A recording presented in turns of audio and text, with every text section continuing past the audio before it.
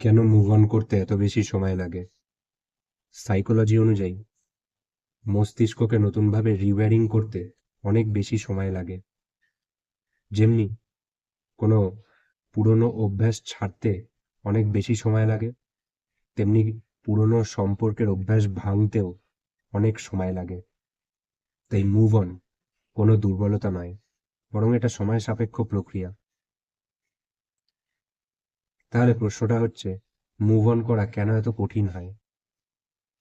দেখো, ভালোবাসা মানে শুধু আবেগ, অনুভূতি আর হৃদয়ের কানেকশন নয়, এটা মস্তিষ্ক, স্মৃতি আর পরিচয়ের সঙ্গে গভীরভাবে জড়িয়ে আছে।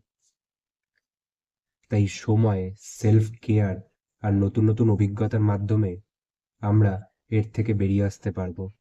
আমরা চ্যাপ্টারটাকে ভুলতে পারবো, আমরা তাড়াতাড়ি মুভ অন করতে পারবো।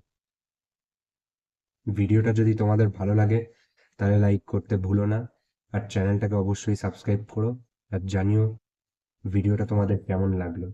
দেখা হচ্ছে আবার পরবর্তী ভিডিওতে। সবার পুজো ভালো কাটুক। নমস্কার।